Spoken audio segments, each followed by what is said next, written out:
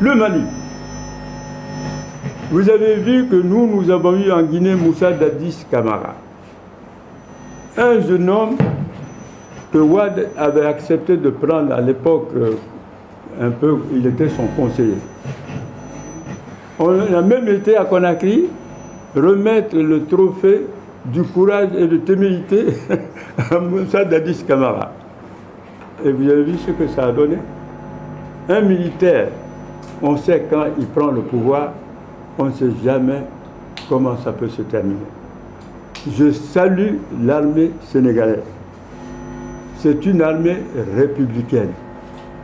Une armée qui défend les populations, qui ne se mêle pas de politique, qui ne fait pas de coup d'État.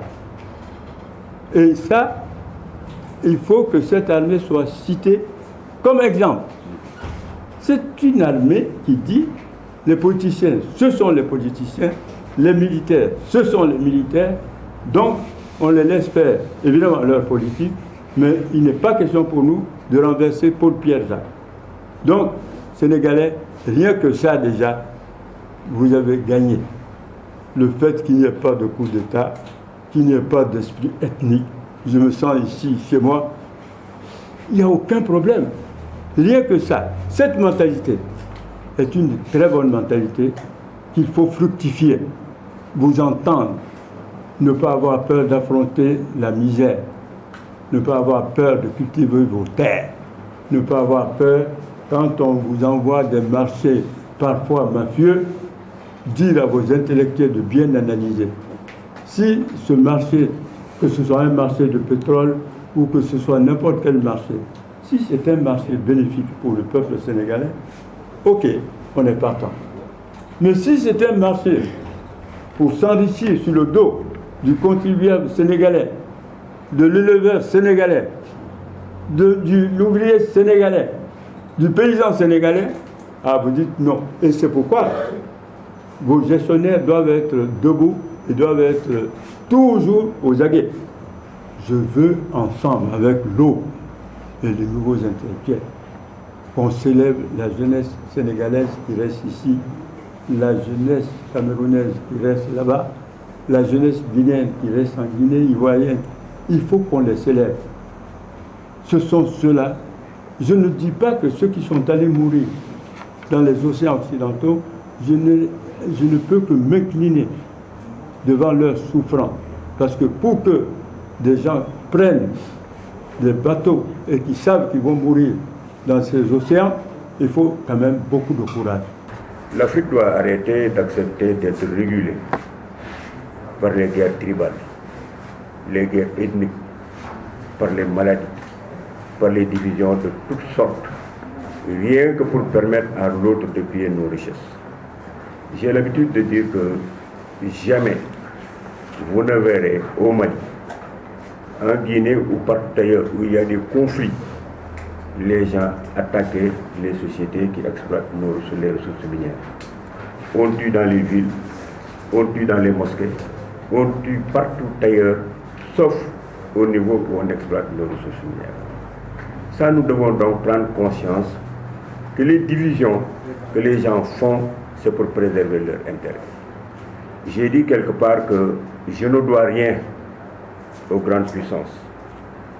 Ces grandes puissances ne font que retourner une partie de ce qu'elles ont pillé dans mon pays.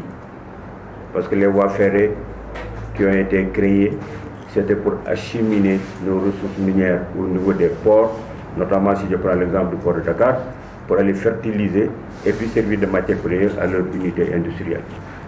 Et j'ai ajouté que la Covid nous a montré qu'il y avait beaucoup de choses à faire. Nous parlons de relance économique. Moi je dis, pour le moment, je parle d'adaptation. Mais ce qui va se passer, c'est l'Afrique qui va encore permettre à l'économie de ces pays-là de redémarrer. Parce que tout vient de notre continent, c'est des marchés qu'ils gagnent ici, c'est des matières premières qu'ils ont, et puis maintenant, toutes les banques, toutes les sociétés qui travaillent ici participent à l'essor de l'industrie de ces pays développés. Donc c'est à nous de rendre la monnaie, d'imposer notre point de vue, notre dictat, pour que les gens puissent nous respecter. Pour que l'autre puisse vous respecter, vous devez commencer par vous respecter vous-même. Pour ce qui est du racisme, nous avons vu qu'il est nécessaire qu'il y ait une combinaison entre les différentes forces qui s'activent au niveau du racisme.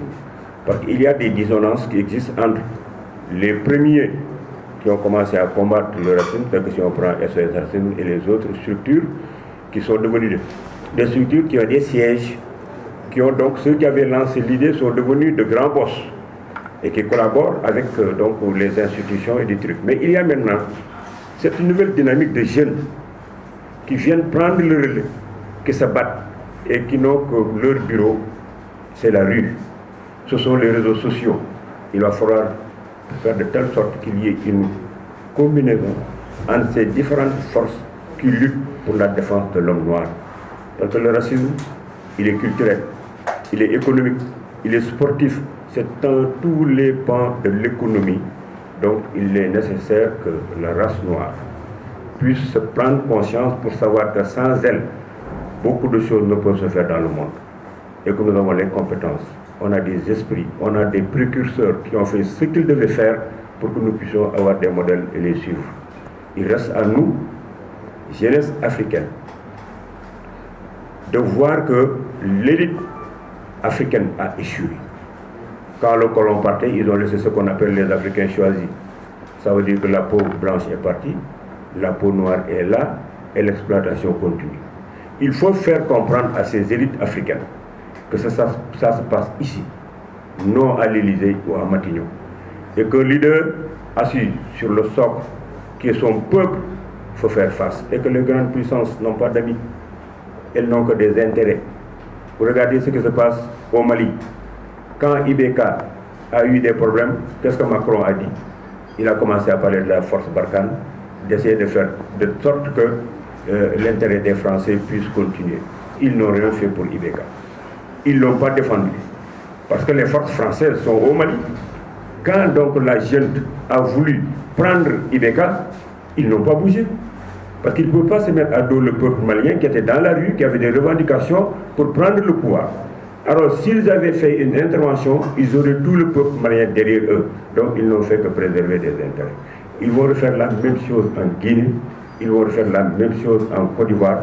Il faudrait que les peuples sachent que notre indépendance, les problèmes politiques au niveau de nos pays, c'est à nous de les régler.